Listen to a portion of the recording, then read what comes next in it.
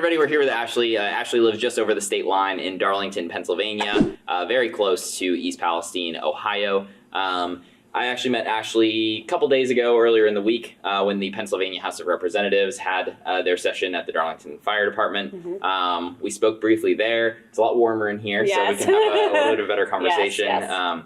And Ashley's actually helped organize a little bit of an event here. There's a lot of folks from East Palestine staying in this hotel. And she's helped organize like a little bit of a dinner for everybody, mm-hmm. Brought in a whole bunch of pizzas. I guess if you want to start off by talking about something lighthearted, we can talk a little bit about that and what you've got going on for residents tonight. So tonight I run a little print shop out of my basement, Ashley's Creations, and we've been selling shirts. And so some of the money went, like I said, was going back into the community, and we provided pizza out here for 60 people. The staff said that there were 60 people displaced, and this is where they've been staying. So we picked this hotel, provided pizza, pop, chips, and obviously I'm coming from Beaver County, and I wouldn't come without Orm's Donuts. So awesome. I brought out some Orm's Donuts as well. That's this doing this kind of deed is helping me get through what's happening at my personal place, and I'm 5.3 miles out. Right. Yeah, so I guess let's go back to the beginning here. So the derailment happens on February 3rd. Mm-hmm. What's the first you hear about it, and kind of what were the initial actions that you took right after that? So the first I learned about this was obviously on social media at 10 o'clock at night. And my youngest daughter, was staying less than 2 miles from the train derailment. And obviously I called the parents and, said, just please keep her inside because I'm not coming to get her to take her back outside into the air. Because it was filled. We are 5.3 miles away, and it was rolling through Pennsylvania, like it was in our backyard. So I was highly concerned. Obviously, I have asthma. Two of my children are sensitive to breathing issues. So the air quality was definitely a concern for me.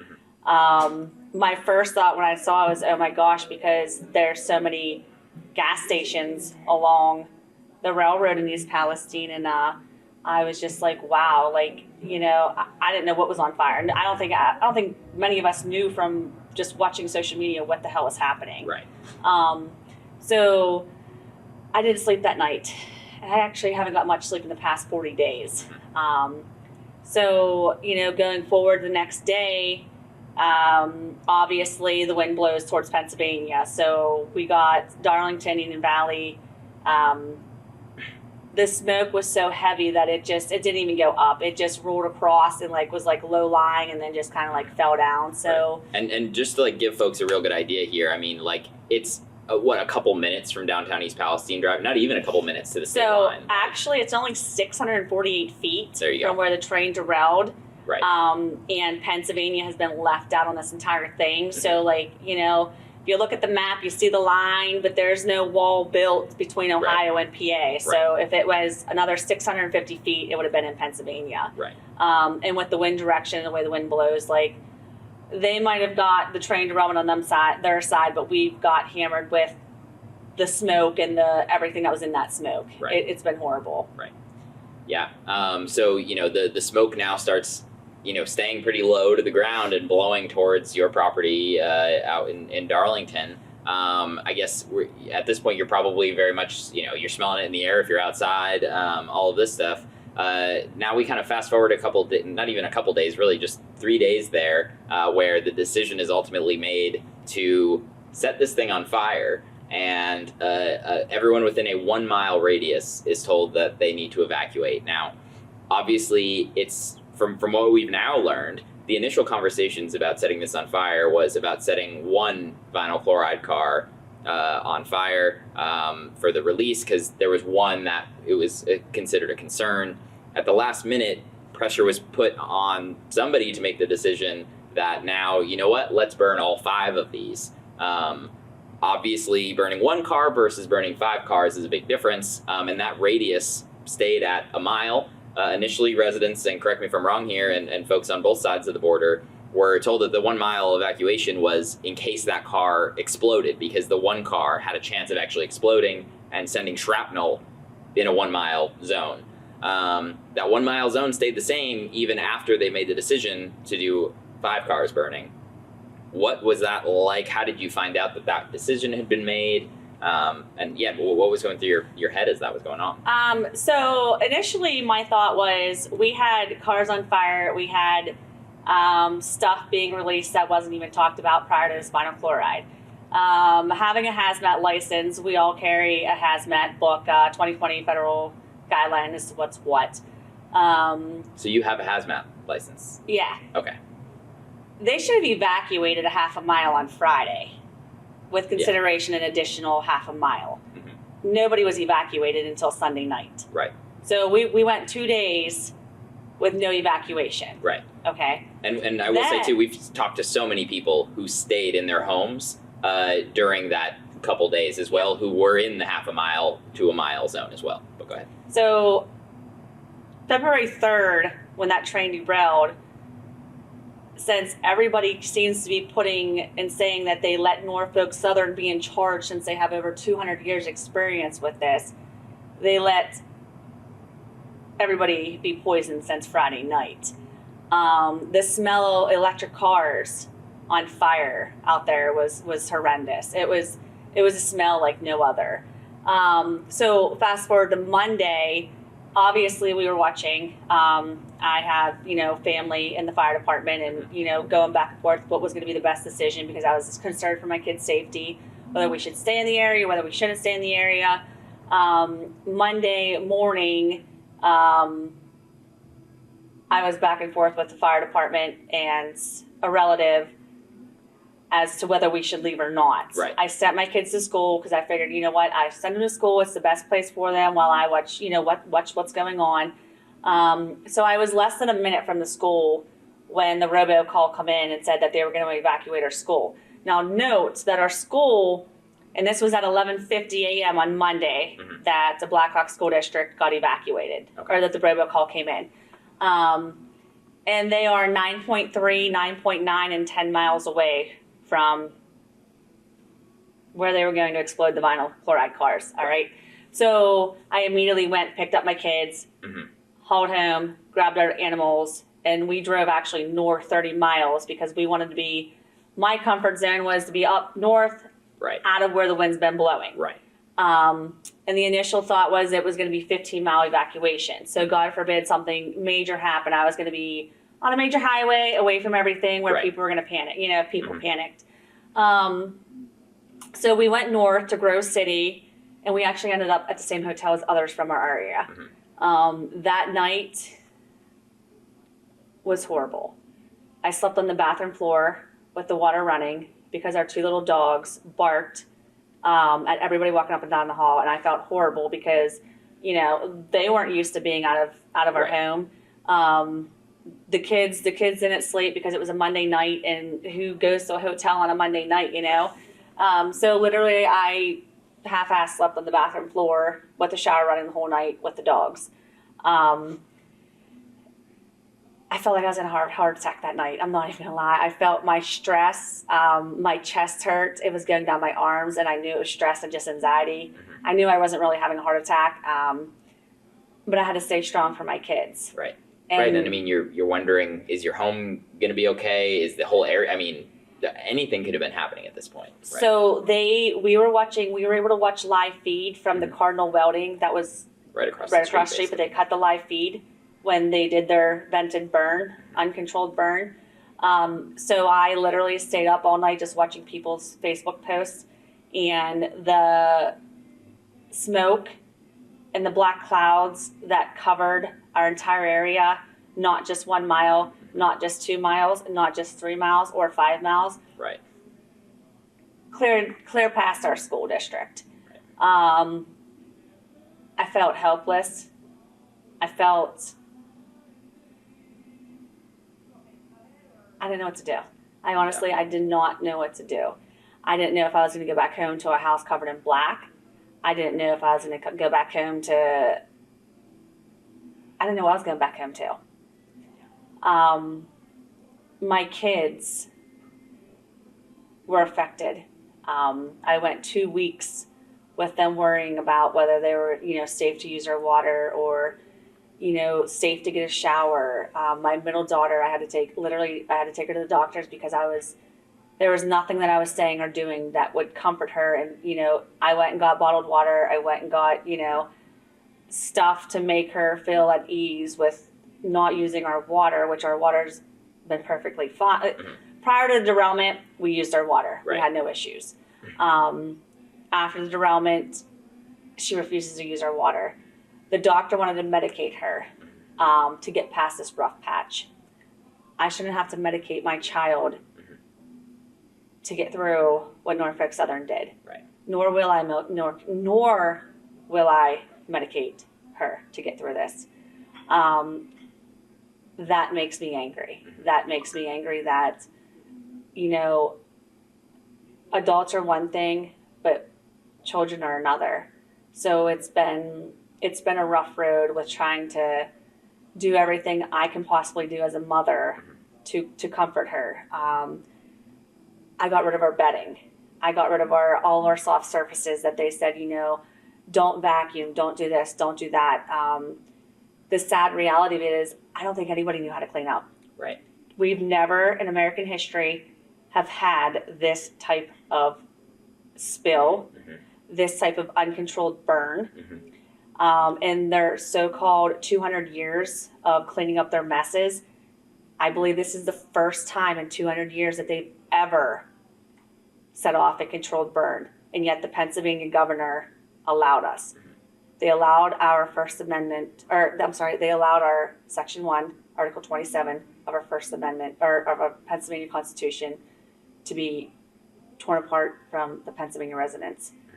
And that bothers me. Yep. And I mean, you mentioned the cleanup. Obviously, there's a lot of elements to the cleanup.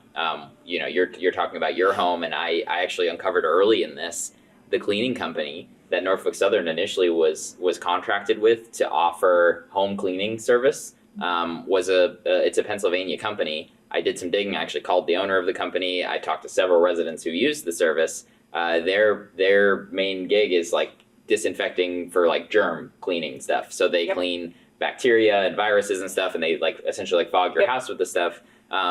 Very notably, they are not hazmat certified, and also very notably, we were able to get the fact sheet for the cleaner that they're using.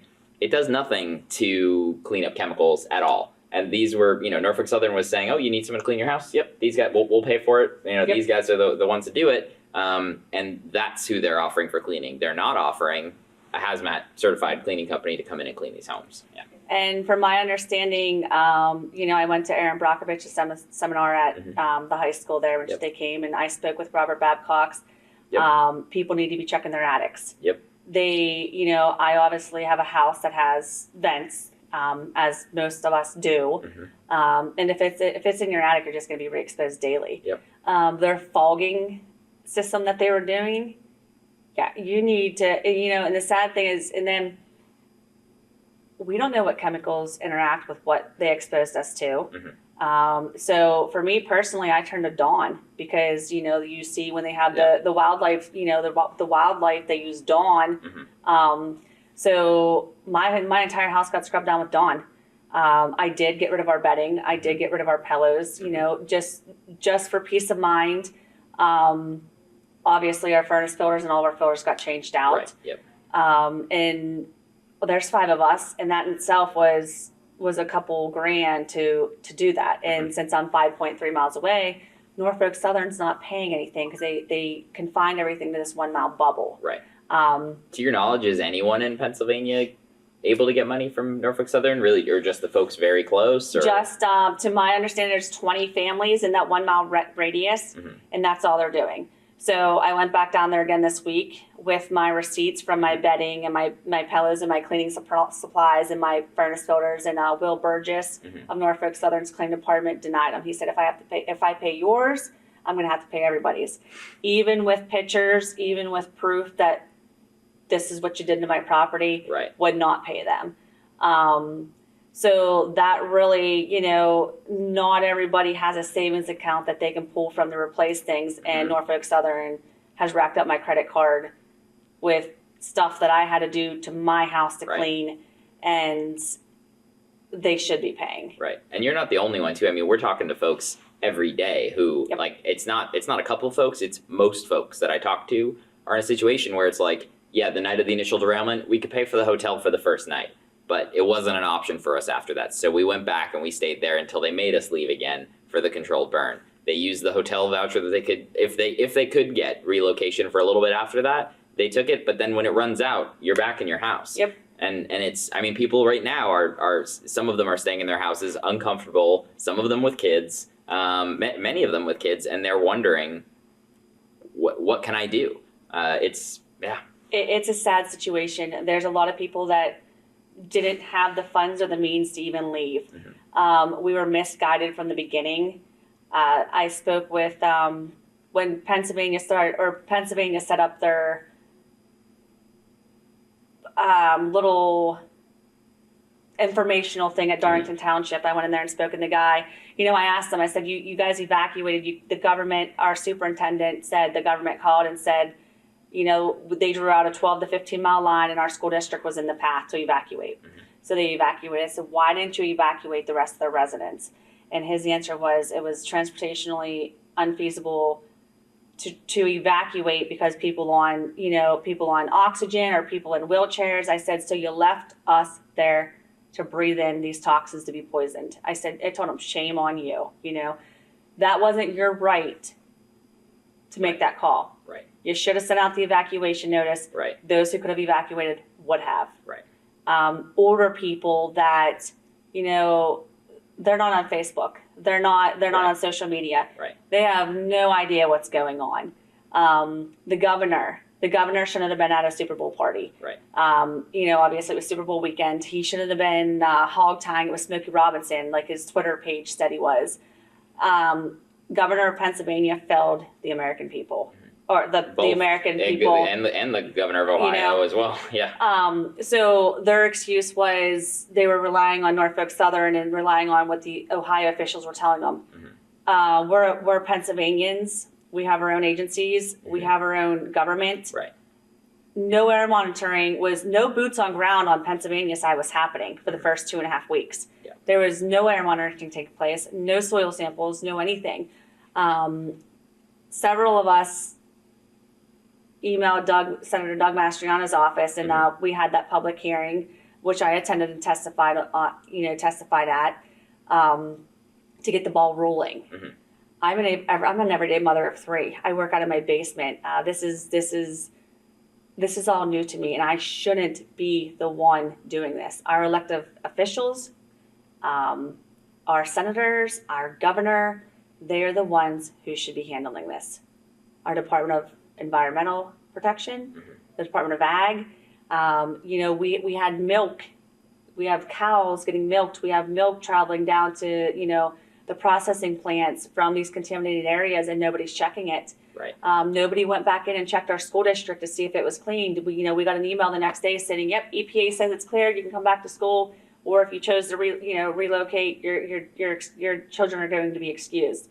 I've been fighting with the school as to why didn't we test surfaces mm-hmm. before we brought our children back into the school district. Right. And it hasn't happened. Yep. This whole it affects more than just the 1 mile. It affects more than a 2 mile. And it also affects more than just Ohio too, because yes. the Pennsylvania side of the story has been, and I'm glad we were able to meet, because the Pennsylvania side of the story has been missing from basically all of the yes. news coverage. Yep. But again, basically 600 feet from the derailment is the state of is the state of Pennsylvania, and that's where the wind was blowing when this happened, was into Pennsylvania. So that's where the wind blows all the time. Right, exactly. So even with this cleanup, they're doing, particles are going to get, they're going to get caught up in the wind. They're going to come. Right. I don't know what is going to bring peace of mind to myself. Mm-hmm. They say they're not doing testing. However, I talked to the director of the DEP at that meeting that mm-hmm. I first met you at, and they're testing for VOCs. Right.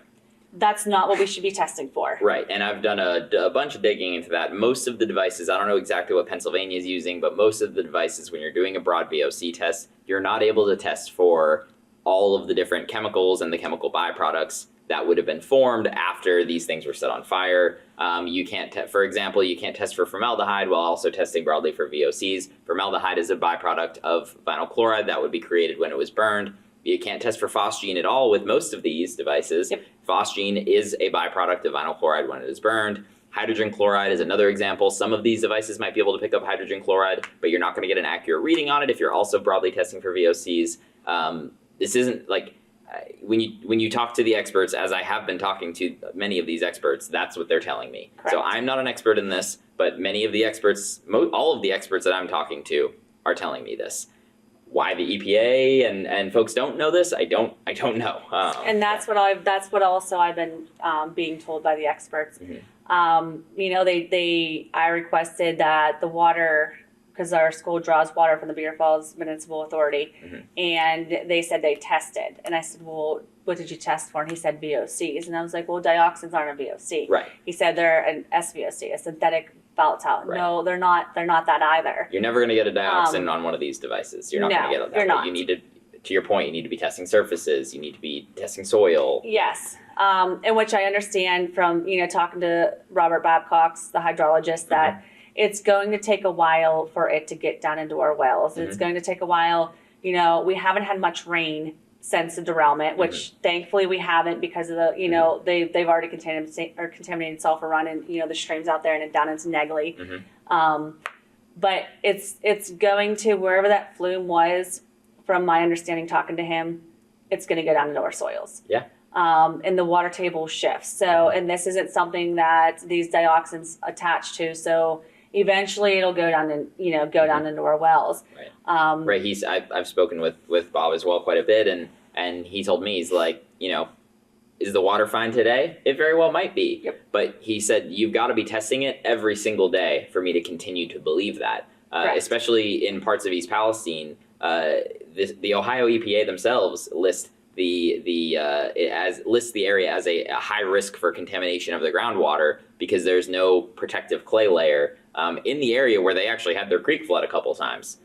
So you've got it listed as literally 0 feet of protection by the Ohio EPA. This is not like by some random firm. The Ohio EPA themselves are saying that it would be easy to contaminate the water there. Obviously, folks on private wells have a lot of concern. There is way less information probably on how easy or hard it would be to have contamination get down into your groundwater. But it's one of those things that these need to be tested continuously. Correct. To be able to tell people that it's safe. You know, the governor of Ohio, the governor of Pennsylvania, whoever it may be, telling people, nope, we just tested your water, it's safe. It's like, okay, it was safe when you did the test. Yep. And that's only if they tested for the right things even, right? If you're just broadly testing for VOCs, we don't even necessarily know that it's safe. But it was safe when the test was done. It is not safe today. These things are, there's no doubt that that these byproducts got out into the air, that these byproducts settled down onto the soils and into everywhere else. And when it rains, they are going to sift down in, dioxins being one of them. They don't just disappear. They don't just disappear into thin air. That's not how things work. And that's also what Mr. Babcock told me as well. So I asked him about our, you know, obviously a lot of us around here are hunters. And he said, you're going to find it in the deer. You're going to find it in anybody or any animal that has fat. These dioxins are going to go in their fat, and we're going to be biologically re-exposed by eating the deer meat, by eating the cattle. Right. And I talked to, I wish I had my paper on who I talked to at that township building, but it was the main guy in charge, because they keep taking my name and number, not answering my questions down there, even though they're set up to answer questions. Which the DEP, George was there, and I was asking him questions because he kept telling me his little bubble of 1 mile. Well, he didn't like me questioning him, so the police actually came and escorted me out to talk to them. So, you know, my First Amendment was violated from just simply asking questions and trying to explain to him, I'm 5.3 miles out, this is what was over my property, but yet you're still defending Norfolk Southern, saying it's in a 1 mile. So, you know, and back to the testing, that's what, you know, they say they can test today, it'll be fine, tomorrow it might not be fine. So I've been watching my property value over the last 30 days decrease. I want to know from the Pennsylvania who's going to protect my property value. I, as a human being, could not and will not sell my house right now because I know the next family coming in, what they're going to have to deal with. Right. And that's not right. My name's not Alan Shaw. Right. I have a heart and I need to go to sleep at night. So here we are stuck. And again, unfortunately, all day long, the last week, this week, and a couple weeks back, this story is so common. This is happening to so many people, and for whatever reason, nothing seems to be being done about it. Nothing. It's absolutely outrageous. Thank you so much for taking the time. I really appreciate it. We'll definitely stay in touch. Even while I'm away, I want to stay in touch to keep covering Yeah. this. So thank you so much for taking the time. I really appreciate it. Not a problem.